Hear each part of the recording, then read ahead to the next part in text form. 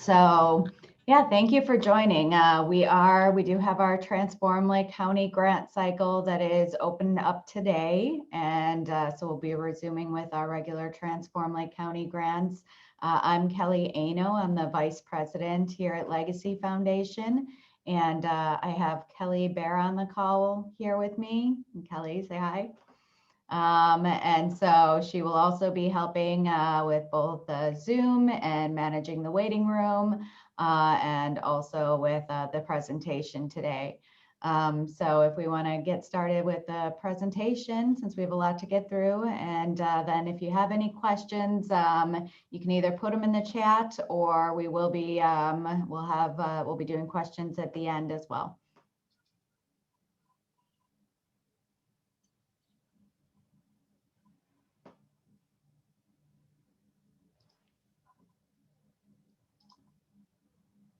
Okay. So hopefully you can see that. Yes.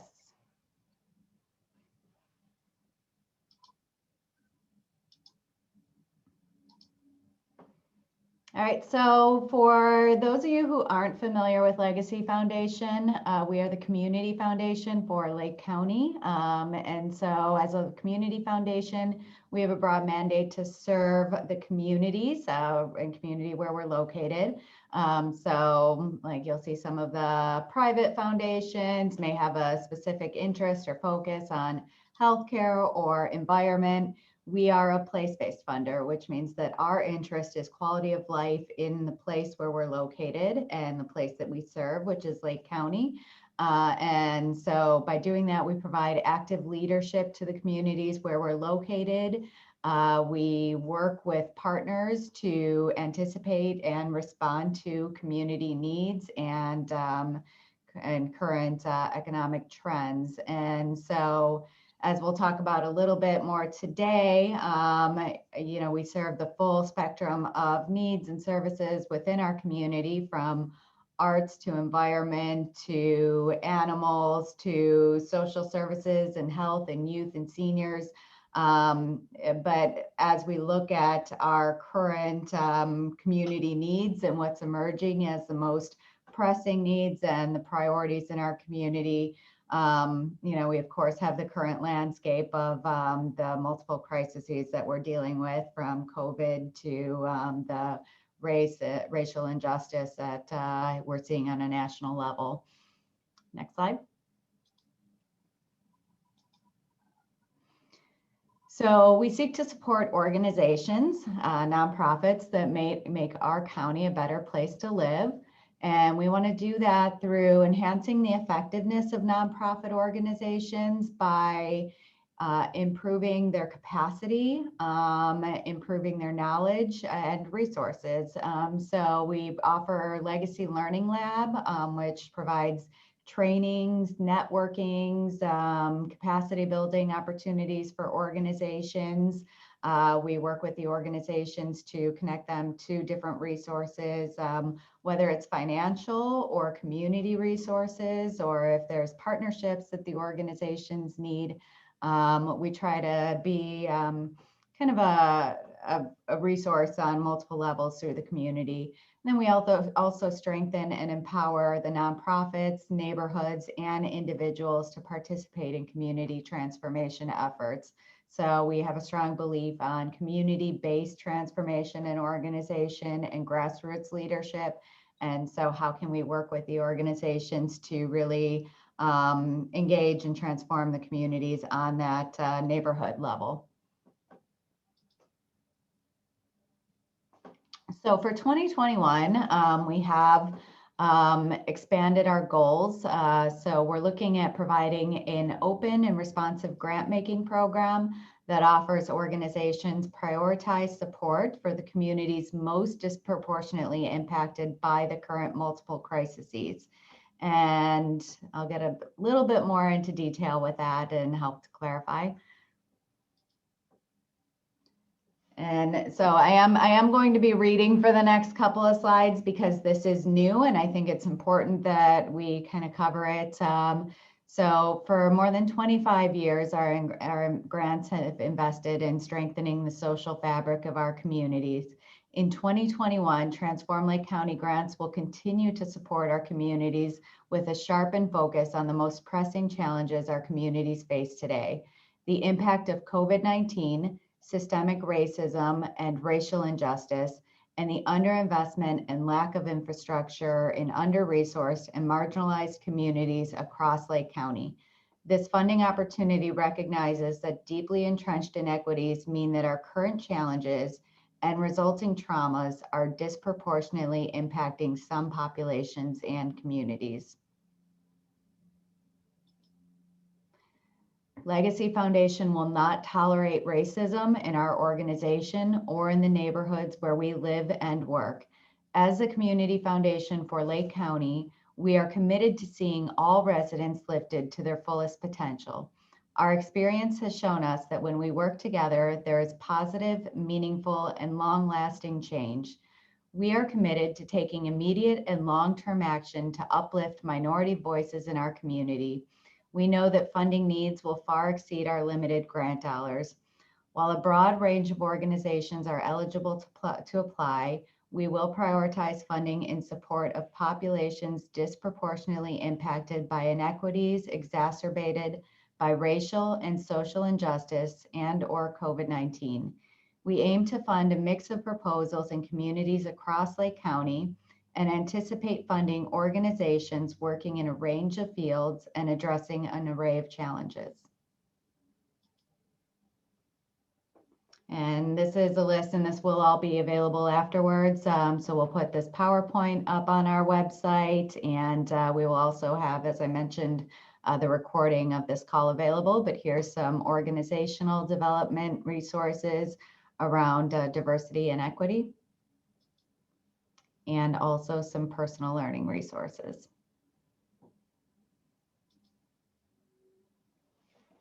And so our strategic priorities haven't necessarily changed. So some of these, if you've worked with us before, will look familiar to you. It's, we're, like I said, we're kind of looking at the current landscape, and as a community foundation, our priority is to respond to the most pressing needs in our communities. And so we are looking at, for 2021, making sure that we're responding to the current situation and emerging threats to our community. And then we're looking at IDEA is our acronym for Inclusion, Diversity, Equity, and Accessibility, is kind of an umbrella that we will use to kind of thread through all of our priorities. So whether we're funding the environment or programs for seniors or whatever area of interest or focus area your organization has, we want to make sure that there is that lens of diversity, equity, access, and inclusion that your organization is looking at, and kind of bringing and incorporating into the populations that you serve, into your programming, and that we're working with you on this process. And so if it's something that you're just in the beginning of your IDEA journey, then we're here to work with you and kind of help guide you along that. There's also some great resources here in Northwest Indiana. The Urban League of Northwest Indiana works with nonprofits to provide IDEA assistance and training. And then we also resident leadership development. So we encourage and fund initiatives for residents to build relationships and have a voice in their community so that they can be a part of that change.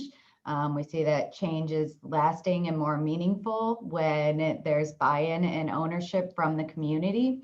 Grassroots grant making and participatory philanthropy, which is giving funding to the people that it's supposed to be helping. So getting that funding directly to the source and to the communities where it's supposed to help.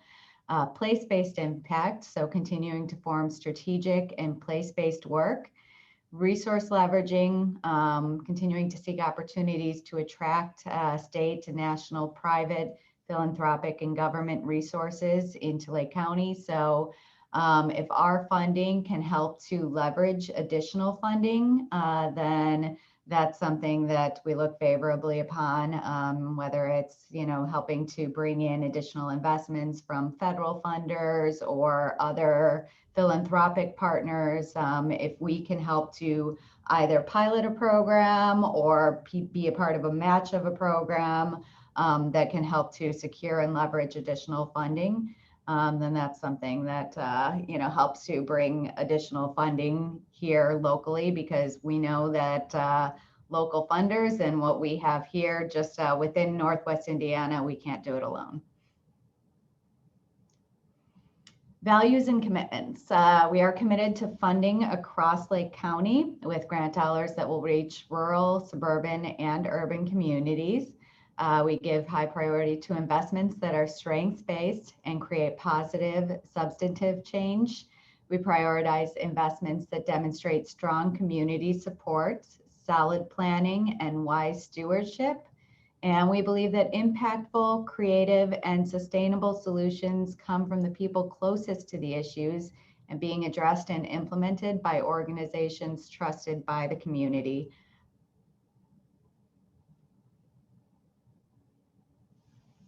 So the grant application review components, your application must be able to demonstrate. So these are things that we look for in the application, so that the organization has the capacity to carry out the proposed work.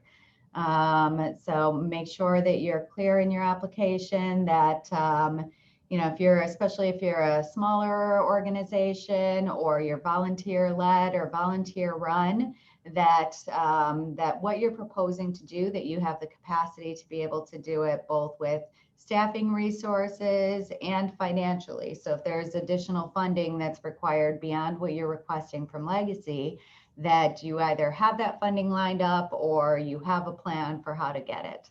That the project is clearly defined with a timeline and action steps.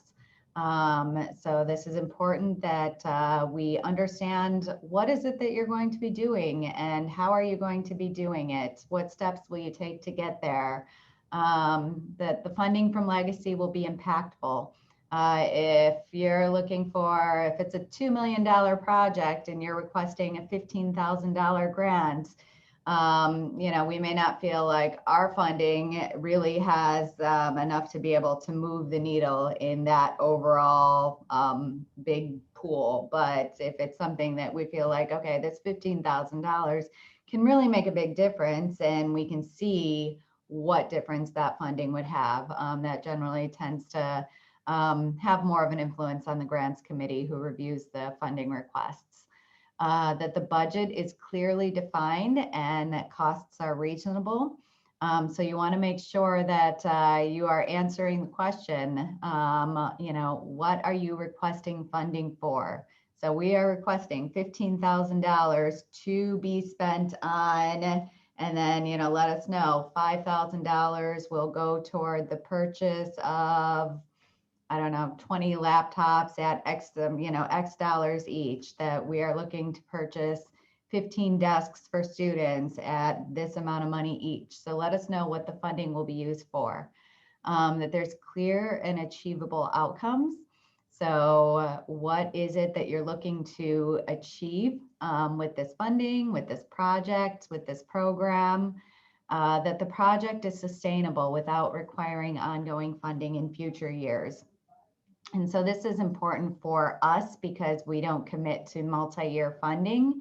And so if you're looking for something that is either a pilot, or even if it's salary, that you want to be able to hire a staff person to be able to do an administrative assistant, or that you want to be able to, that you want funding to pay for rent for your building, one of the questions would be, what happens in 12 months from the grants committee is, so if we don't commit to a second year of funding, do you have to move out of your office space then? If you're looking to get a new office space and get rent, request rent funding, or if you're looking to hire this position, would you have to lay that person off in 12 months? Or is there a way to be able to, do you have a plan for sustainability that you'll build up throughout the course of that 12 months? and that necessary collaborations have been established and formalized with attached documentation. And I'll get into these a little bit too. I have a top 10 mistakes slide. So some of these you'll see is repetitive with the mistakes, but I'll talk a little bit now about that sometimes you'll maybe propose to collaborate with school districts for a certain proposal. And we'll see that an organization says, we'd like to, go into such and such school district to be able to deliver this program within the school district. And if they have not had the formal collaboration established yet with the school district, they learn, after getting the grant that sometimes it takes a really long time to get in the door with schools. And so, it ends up being a barrier to being able to actually carry out the grant activities and deliver. So you want to make sure that if there's a collaboration that's actually necessary for your grant to be executed, that you've established those collaborations and have those agreements in place ahead of time.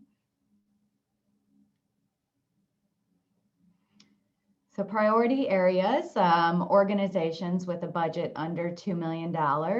We do kind of focus on community-based organizations, as I mentioned. The proposed request aims to address the issue at its source. Organizations that have not received consecutive grants from legacy foundations in recent years. Innovative and new ideas, proposals that will help to improve services or eliminate duplication. So are you taking something and are you looking at how you can do it better or expand what's happening? Proposals that will help implement a strategic plan or even a community plan. So if there's some sort of planning behind it, that you have been a part of this community planning process to reduce homelessness or to reduce, for youth programming in Lake County. I'm trying to think, I've got 8 plans running through my head at once. So you have, and you're looking to incorporate a component of that plan and you want to start seeing it move forward, then that would be something that would be given priority. If it's community driven and includes community outreach and resident involvement, if it has a financial match, or as I mentioned previously, using legacy funding to leverage additional resources and incorporating IDEA, inclusion, diversity, equity, and accessibility. And so you do not have to check all of these boxes, and so these are just things that kind of we look upon favorably in the review process and are given priority areas to be able to incorporate, as many of these as possible, but I don't expect that anyone would necessarily be able to incorporate all of these areas.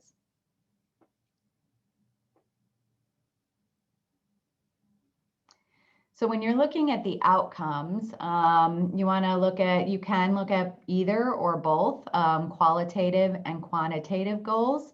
And so if you're looking at qualitative goals, you want to explain what you'll do and how you'll do it. So expressing the impact to be made and being specific.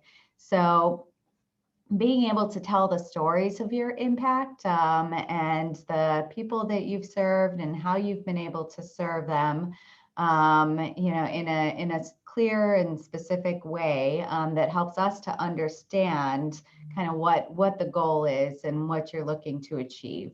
And then the quantitative goals is really looking at statistics. So kind of the numbers and statistical impact, and incorporating kind of scales of measurement into that.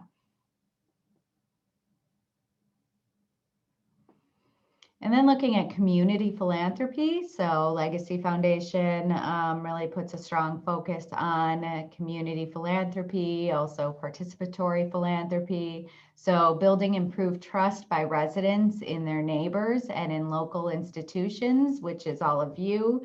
And so that's why you're such key partners for us, is that, you're out there, you're in the community and doing the work and working with the communities and the residents in the neighborhoods. And so, we want to make sure that, that the programs that you're delivering and that we're helping to support programs that would help to build that trust and engage the residents in the work that's being done. And then also that diverse residents are gaining skills and knowledge and are being developed as leaders, that there's ways to engage diverse residents in volunteering and acting together to improve their communities and schools and neighborhood assets, and that residents of all means are donating together to projects and programs that meet priorities set by community plans. And that donating could be time or talent, and so it doesn't necessarily need to be looking at financially donating, but just how are they getting involved in the work that's happening within their neighborhoods. And that more nonprofits, government agencies, and institutions are authentically listening to and prioritizing citizen-led projects and issues. We believe that there's strength in numbers and strength in community-led voices, and that when a group of residents band together, that they really can help to drive that change, and that nonprofits can be catalysts in helping to organize and bring those residents together to bring about the change that's needed. So the application timeline, the one that's opening up today, or that opened today, is our Transform Lake County grant. The application is due May 1st, and notification will come out around June 20th. If you don't make this grant cycle, we will have a second cycle this year. The application will open October 1st. It's due November 1st, and notification for that one will come out around December 20th. So Transform Lake County grant is the one that I have been talking about this whole time so far, and that we will be focusing on today. But we also have our Thriving Hobart Seniors grant, which is focused on providing seniors in Hobart with opportunities to increase their quality of life. And that grant is offered once a year. So that'll be on our October to November cycle that we open up that application. And then we also do have two other grant funds that we award grants out of.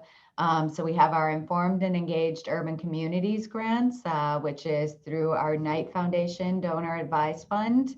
So that one is currently on hold because for 2020, they diverted all of their funding to the year toward COVID emergency response. So really looking at basic needs for COVID response. And we have not received direction from them as the fund holder for that fund, what their priority will be yet for 2021. And so right now we don't have any directive for 2021 grants or funds. But as soon as we receive information, we will definitely put that out through all of our communication channels. And then our sponsorships. So that was also on hold because that was for events to occur in the community, to offer residents to be able to participate in events for community engagement and education. And since we did not have events over the past year, that one was also put on hold, but I am really hoping that we will be able to open that one up again by early June. So the review process for our grants is that the staff and the grant committee review the applications once they're submitted. The staff will provide any preliminary recommendations or feedback to the grant committee. However, the grant committee does make the review and makes the recommendations to the board of directors, who will then review and vote on all final funding decisions. Generally for Transform Lake County, our grants range from $2,000 to $25,000. And funding decisions are communicated about 6 weeks after the application due date. So some things that we don't fund. We do not fund organizations that are for profit. We don't fund grants to individuals. We do not fund scholarships. We have scholarships, so we don't fund scholarships from our grants. We do have scholarships available for students who are attending college. And if you're interested in that, we do have a scholarships page on our website and a scholarship administrator here at Legacy. We don't fund any proposal that promotes a particular religion, political affiliation, or lobbying. We do not fund any proposal that discriminates based on age, race, ethnicity, gender, or sexual orientation. We do not fund post-event funding requests. And so if you have already had the event, if you've already spent the money, if you've already charged the money, we do not fund it. So make sure that if you're requesting funds for something, that whatever you're requesting funding for does not get spent until after you get approved for funding. Once you get that approval letter, you can start spending that day, but we do not do reimbursement for already spent requests. Debt, which along that same line, we do not fund fundraisers through our grants, publications for resale, overnight trips, scientific or lab research, or capital campaigns. We do not fund public, private, or charter schools. However, we will fund nonprofits and partnerships that are working to conduct programs within schools. And so if you're looking with multiple school districts or there's a community effort that's partnering with the schools, then we will fund organizations to bring programming to schools or to bring the schools to the communities. And so we definitely do encourage working with the school districts, but we do not provide funding directly to school districts. So pre-application meeting is recommended. And so if you're looking at applying for a grant, I would be happy to meet with you prior to you submitting your application, especially if you've never applied for funding with us before, or if we haven't really worked with you in the past, or if this grant is something that maybe deviates from what we've worked with you before and what we kind of know you for. So I will provide you with a link. I use Calendly to schedule meetings. And so I'll provide you with a link where you can just set up a meeting on my calendar. And we'll have that link at the end, and can also email it out. So only one grant can be awarded from each fund in a 12-month period. So if you're awarded a Transform Lake County grant, or if you're awarded a Knight Foundation grant, or if you received a COVID grant from us within the past 12 months, you can apply for a grant and be eligible to receive a grant from a different fund. However, you cannot apply for a grant from that same fund. And so basically, if you received a Transform, so since we're talking about Transform Lake County, if you received a Transform Lake County grant from us in the December of 2020 cycle, you are not eligible to apply for this cycle that opens up today. But you know, as long as you applied prior to that and you've closed out your previous grant, then you are eligible. So here's top 10 grant writing mistakes that I put together.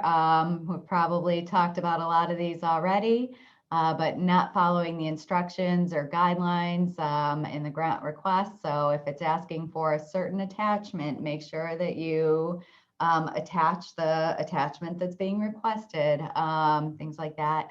Not answering the questions asked. So, you know, make sure that you're just very succinct and to the point in answering the question that is asked. Sometimes, you know, it's what are you going to do with funding? And an organization will answer by listing their mission statement. And, you know, and so it's helpful to know your mission statement, and there is a place for that in the application. But what we're asking specifically there is, what are you going to do with the funding that's being requested? So make sure that you're, look at what is the question asking, and that you just directly answer that question. That the purpose of the grant is not clear. So helping us to understand what is it that you're requesting the funding for.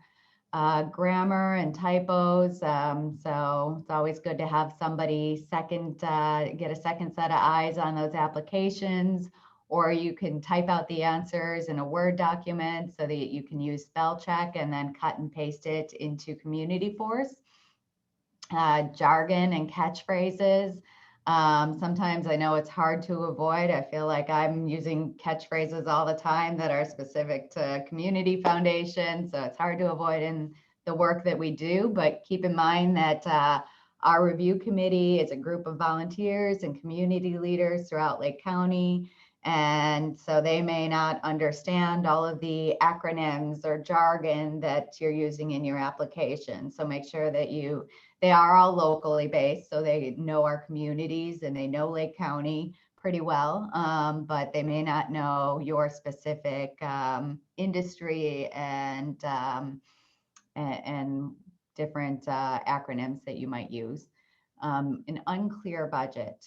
So make sure that the budget makes sense, that it connects back to the project activities, to what you're proposing to do, that the costs that you're putting on there are realistic. So if you're looking to buy 5 laptops and you're saying that you want to buy 5 laptops at $4,000 each, we might wonder, why do you need to spend $4,000 per laptop? You can get, and there might be a reason why you might need some really high-end laptops because of some design, but then we need to understand why that is.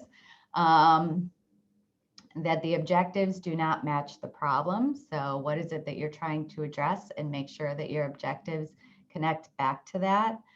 That the necessary collaborations have not been established. So I mentioned that earlier, that if there's a partner that would be key to being able to carry out the delivery of these services, you want to make sure that you've already established that collaboration and that partnership.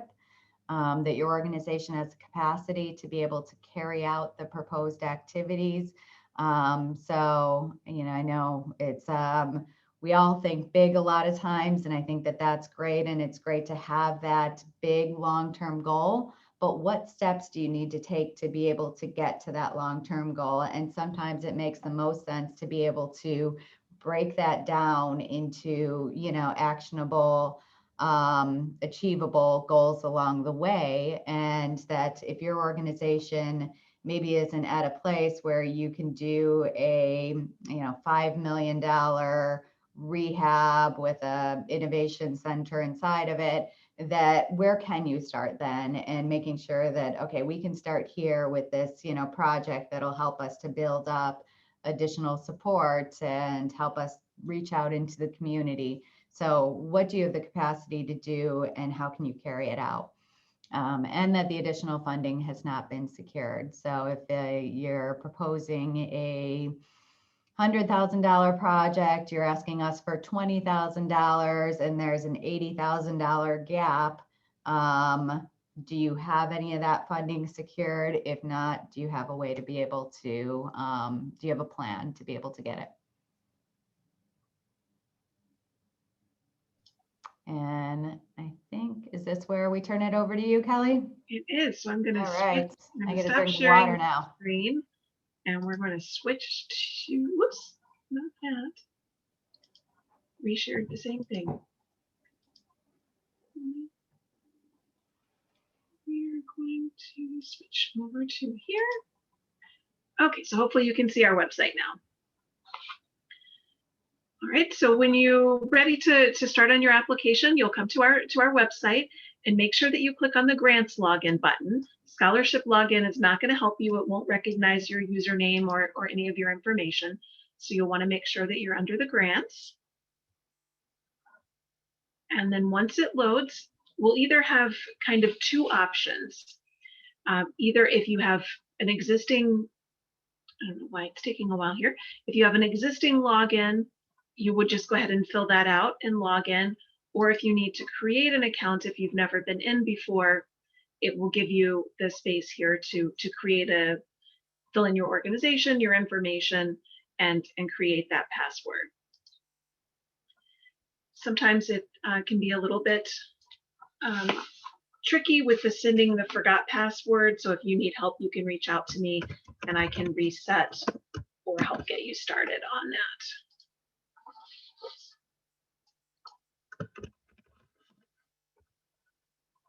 What's the matter?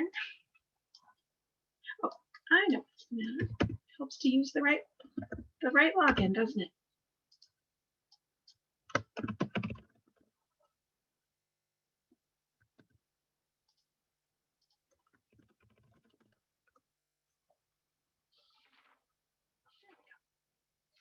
So just a couple of things to know as you're getting into the system here. Make sure that you save your application very, very often. Community Force will tell you every 30, 45 minutes. I have seen it log out much sooner than that. So make sure that you are saving very, very often so that you don't lose any of the information that you have. When you're logging into your application the first time, the first thing you're going to need to do is fill out the pre-qualification questions. And so we're going to click the answers very quickly, but hopefully you will take the time to actually read those and make sure that you do qualify.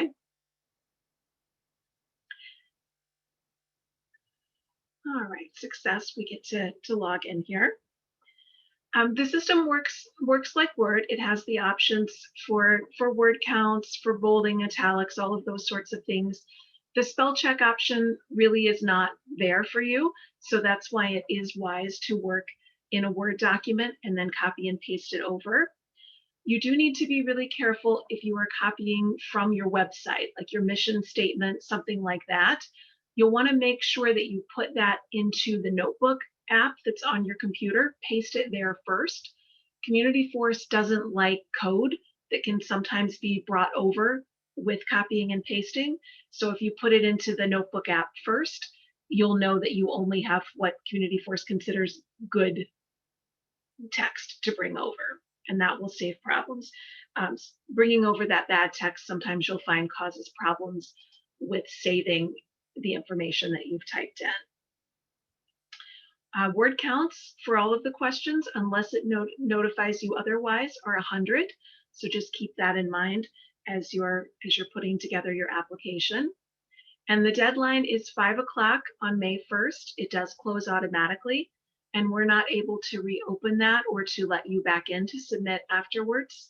So just keep an eye on that time frame there. And if you are having issues, just make sure you let me know that ahead of time so that we can help you to solve that problem.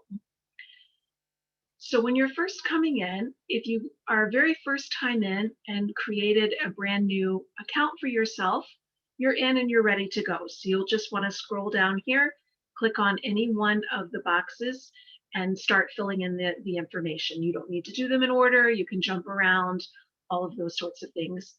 But in order to submit, they all must read 100%. If you have done an application with us before, specifically a Transform Lake County, you do have the option here to import your responses from a previous application. And this can save you a lot of time, especially with the things like organizational information that's not going to change from one time to the other. And so if we click on that import, it's going to bring up a list of everything that you've applied for in the past. And you can choose the one that is the most recent for you and click import. To be honest, I don't know what advanced import does, so feel free to test that one out if you're feeling brave there. And you'll just tell it that, yes, I understand I'm going to import any answers to my application that are the same as previous and that I need to review the information that it's uploading. So you can see here that this is the information that I had previously started. And so those answers are going to already be there for me and really help me out and save some time. And you also have the option here, if I know nothing about the finances of the organization, that's really not my cup of tea. I want someone else to help me on that. I can choose to add a collaborator, and Community Force will send an email to the person to let them know that you would like their help. So in order for them to be added, they have to be a user in our system. If they're not, it will prompt you and you can easily add them in. I know that Kelly is, so we're going to pick her, and it's going to show her here. If her name doesn't come up and I don't see the person I want, I can just click user, create that profile for her, and then do the same thing again and add her in. So it says she's added, but we have to tell the system which sections we would like her help with. And so I'm going to say that I really need her help with this project budget. And even though I've already told it, I have to tell it again that yes, indeed, I do want Kelly, in case maybe I have 2 people in there that I want some help with. And so once I've added her name, I can save it, and it will automatically send her an email, and it will only give her access to that one section. So she can log in and complete that piece for me and help me out with that. Make sure that you don't use your back arrows in Community Force. Use the highlighted tabs to get back to the previous screen. It will log you out without saving in just about all instances if you use the back arrows. And just so everybody knows, that email that you keep seeing up there is my personal junk email. So if you try sending me an email through that one, I probably won't see it. So I'll make sure I give you my real one before you leave. Good thing we put junk though, so you don't get, you didn't share anything important. So now we're going to fill out an application at lightning speed here. So we click on the box that we want, and we can see that it already entered my information for me. Just make sure that you update amounts that that you're applying for, all of that sort of information. And we're just going to scroll through here.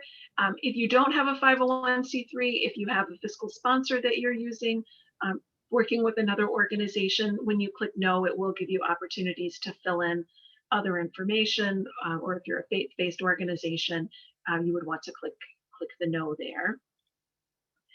The primary, these 2 service categories, perhaps you're a hospital that's applying, but you're doing an educational outreach this time. So your main focus might normally be as a health organization, but this particular grant, you want to do an education piece for new moms, perhaps. So that would be an instance when your service categories might be different.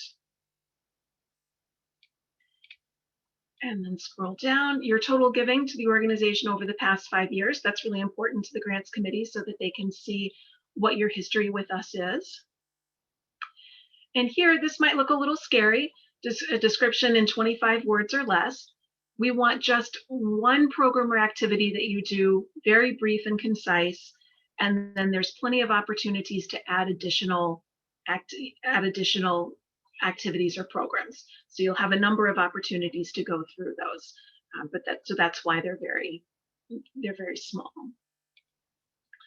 Once we've completed this section, make sure we save and return to dashboard. We want to keep all of the information we just entered in the system and not lose anything. And we're ready to move on to the next section. Attachments need to be uploaded as one document, one PDF. So if you have multiple pictures or items that you want to give us, make sure it's just one. Uploading a second item will just delete the first that you uploaded. Here is our grant budget template. You are required to use this template. It does make the committee unhappy when they see a different version. They want to be able to compare apples to apples. So they want to know that we're getting the same information from everybody. And this will upload, open and upload for you slowly here. When it opens, you'll see that there are instructions on the first tab and then the sheet on the second tab to fill out. If there's an item here that doesn't pertain to you, you have no food costs perhaps, feel free to delete that line. If there is an item in your budget that's not listed here, feel free to swap that out. Make sure make sure that you put any notes down here. There is a separate place in the application, though, if there's a surplus or a budget deficit, there is a specific place in the application to address that. But the committee really does examine this closely to look at the overall picture of the organization and to make sure that our funding is going to be best suited there. Kelly, do you have specific notes that you want to make about the budget sheet? Unmute myself. Yeah, so the budget, let's see, can we open it?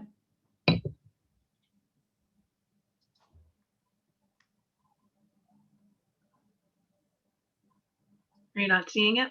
No. Oh, Can we? okay. I thought it would come up when I showed it to you. All right, well, there is an Excel spreadsheet that has multiple columns. And so you have the grant funding request in one column, and then the total project budget in the next column, and the organization budget in the third column. And so each one should, feed into the other. So what is the grant budget? If you're requesting $20,000, in the expenses, Kelly, if you want to go down just a little bit, you'll want to, just list out how that $20,000 will be spent, and then how that feeds into. I'm pointing at the spreadsheet, like you can see what I'm pointing at. But so then how that will build into the project budget, and then how that all feeds into your total organizational budget. So do not change the columns, but you can change any of the rows as needed. So if your expenses don't match up to the categories that we have listed, feel free to add them in the other expense section, or change the expenses that we have listed to match your budget. We don't want to make this more difficult for you or more complicated for your organization. It's just a way to be able to, at a glance, see what your income is for your organization and for that project or program, and then what the expenses will be. Your income and expenses should match up. And if there is any kind of significant variance, then you'll want to explain that. So if you have a much larger revenue than expenses, the revenue is on the top section there. But if you have a much more significant revenue than expenses, and there's an overage, then you'll want to be able to explain that. Otherwise, our grant committee will look at it and say, well, you don't need the money, you don't need the grant, because you have, extra funding, extra revenue. Or vice versa, if there's a significant shortfall that is on the spreadsheet, then that might be a red flag in looking at, well, how will you be able to carry this out if you're not getting the revenue that's needed to be able to deliver your programs or services. So make sure that the categories match up, and if they don't, then that's explained. We'll stop sharing that and go back to application here. Okay, back up for you now. All right, so just the rest of the materials that we're asking for. This one is one of the newer questions. If you do have a statement for IDEA, we do want you to upload that here. And that's referenced later in the diversity section of the application as well. And then any other additional supporting documents that you feel would be useful for the grants committee to know and to look at in order to make a decision about your application can be uploaded here. Once we get all of those entered, we save and return.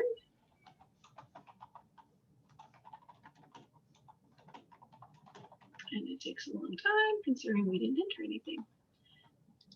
Okay, and next we move on to talk about what our actual proposal is for this application. Asking to clearly here describe your project and what you're going to do with the grant funding.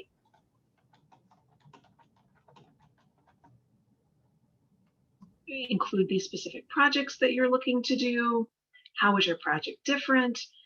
Your sustainability plan, making sure that the project can continue afterwards.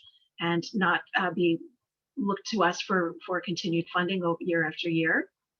The time frame, as Kelly said, the grant can't start until after the award date, and we aim for that to be finished in 12 months. It's fine if it's sooner than that, but 12 months would be the maximum without applying for an extension. So there's places to enter that here. If you're working with someone else on your application, then here is a section to enter the collaborators and the description of that. And again, if you have more than one group that you're collaborating with, there'll be multiple opportunities for you to continue adding those in over and over. I'll just stop asking it to give us the extras since it's slow. Outcomes of the grant project that you're hoping to achieve, how you'll measure those. And then again, if you have additional outcomes that you'd like to tell us about, there's space to do that. We filled all of that in, so we save and return.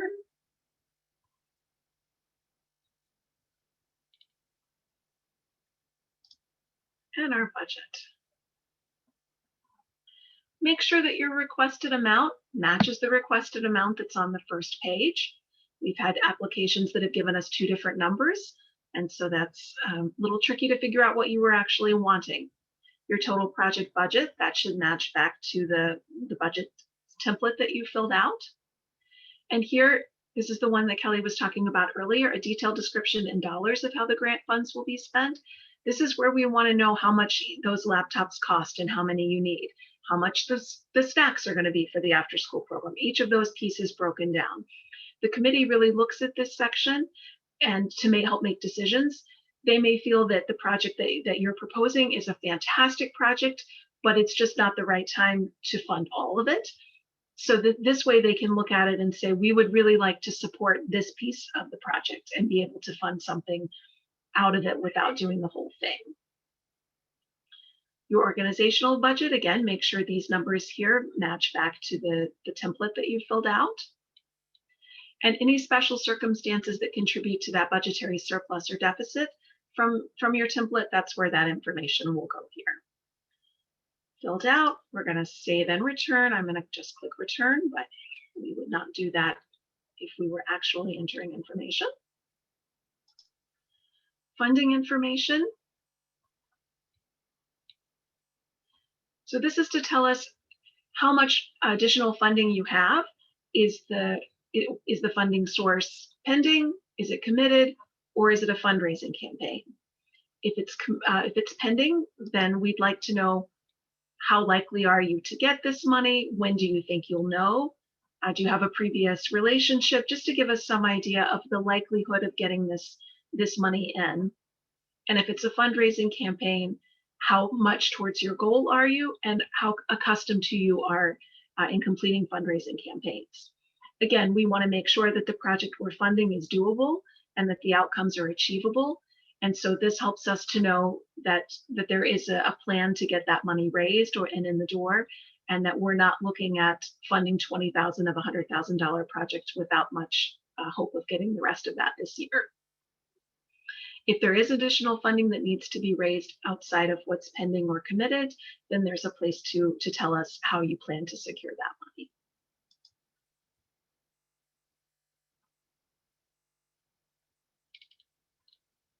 And look at us go. We're already on our last section of our application. Lightning speed here. And this section is new to us.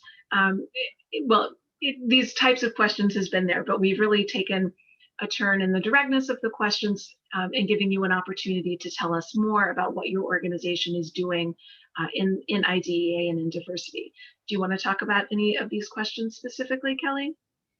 Yeah, so we know that some of you are kind of just beginning your IDEA journey. Some of the other organizations are, in the trenches and maybe don't have just doing the work and working within the communities, and don't necessarily maybe have policies and plans that go along with that. And so, this is really to make sure that your organization and your leadership is thinking about diversity and equity and how it's built into your organizational structure and your leadership and the policies. And so it's not required that you have the policy or that you have the plan.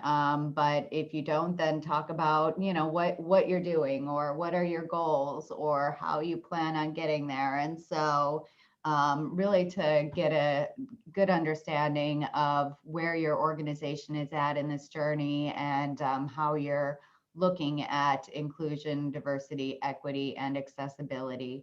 So, making sure that that it's something that has been talked about on the leadership level with your organization, and that there are kind of plans to be able to, if you don't have diversity built into your board or your staff or the people that you're serving, how you plan on getting there.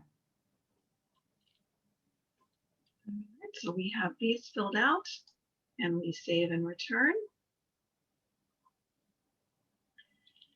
And then after we do a final look, we make sure that everything reads 100%. It won't let me do it because things are not at 100%, but we would click on this final review and submit button that's at the top. It's going to have you scroll all the way down to the bottom of the application that it shows you. And you can also, anytime during the course of filling out the application, you can click on the preview application button and it will give you a real-time, it's not pulling up right now, but it will give you a real-time view of all of the questions that you've filled out, so you can read it and see it exactly how it would be printed for a committee member. But it's gonna bring that up for you, and it's gonna have you scroll all the way to the bottom of the entire application, and there's a little tiny button at the bottom that says, I have read the application and reviewed it and am ready to submit. So make sure you find that button and click on that.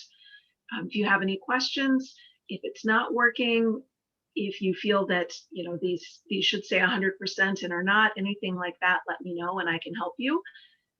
I do get a notification as soon as the application is submitted, so you're welcome to send me a note just to make sure that it came through. But we don't want anybody to get all the way done with the application and just miss that tiny little box at the bottom in order to actually submit. Are there any questions in that lightning fast view of the application process?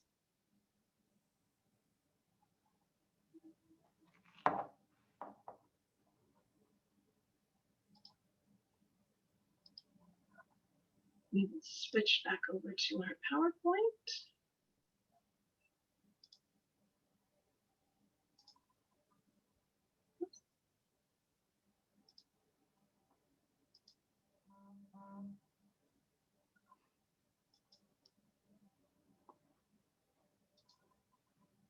All right, so I did get a question about if an organization has to be a 501c3 to apply.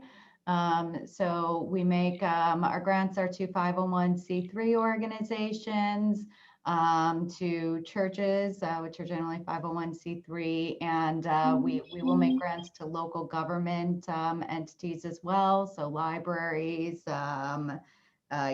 youth departments within local government. Sometimes we'll work with them, parks departments. So if you are a 501c4, for instance, there are times when we make exceptions. So those are on a case-by-case basis because they do need special approval. So I'd be happy to have a further conversation about what your organization is looking to do, and if it falls, because it does for us require extra due diligence, if it falls outside of that 501c3 or local government guideline, and so what you're looking to do, and if it falls within the charitable distribution guidelines that we have. So any other questions on that? Okay. So just really quick, we are almost done, I promise. If you are awarded a grant, you will be sent an email by me notifying you that you have been awarded the grant. If you are not, you'll also get an email letting you know. And If you do not receive a grant, I encourage you to reach out and ask why you didn't get the grant, because sometimes it's a very simple answer that, you know, something in your budget wasn't clear, or that there was something that a partnership that maybe could have made it stronger, and they felt like there was somebody already kind of doing something similar that you should work with. So there's sometimes a really clear reason why, that if you just tweak something in your application and resubmit, that you could get it next time. Or sometimes it's just in the wrong direction entirely, but you know, it's good to at least know that information so that you know that that this application didn't work, but if you maybe reapplied for something else, you could get the funding. If you do receive an award, you will be asked to log into our Community Force grant system to accept the grant and to upload a signed copy of your statement of conditions. Kelly, you want to talk about that or anything else that I missed? Make sure when you go in that you actually accept the award. Most of the time, if you're not seeing that grant agreement section that you need to read over, it's because the award is not accepted. So just there's a little accept button right up in the top. And so you want to make sure that you say, yes, I want the money. And then because of COVID, we will continue to ask for ACH information. And so that way, just in case there is, you know, shutdown or restrictions that happen, that we're still able to get the money to you in a timely manner. And then grant monitoring. If you do receive an award, then we will continue to work with you throughout the entire period of that grant award. So we do have some of the due diligence documentation that's required as part of the application. We talked about the agreement already. And then about 6 months into the grant, I will come out to conduct a site visit at your organization. So I really look forward to starting. Those have been on hold for the past year. So I look forward to starting doing those again and coming out and seeing everybody. And then a final report will be due at the end of the grant period. And so any questions, I also put this information in the chat box, and I've already seen, I've gotten a few meetings set up.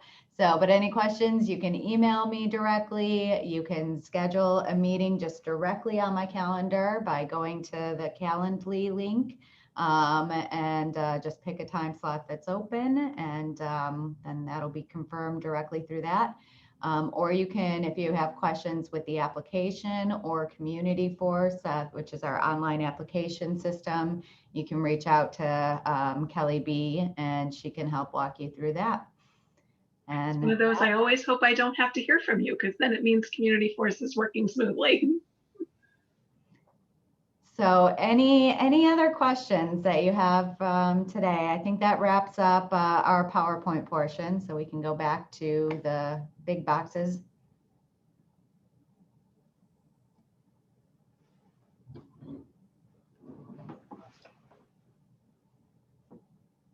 All right, there's everybody. So anything else? If not, like I said, feel free to reach out and I'd be happy to talk to you directly. So, all right, great. Well, thank you, everybody. Good seeing you and have a great evening. Good weekend. Thank you.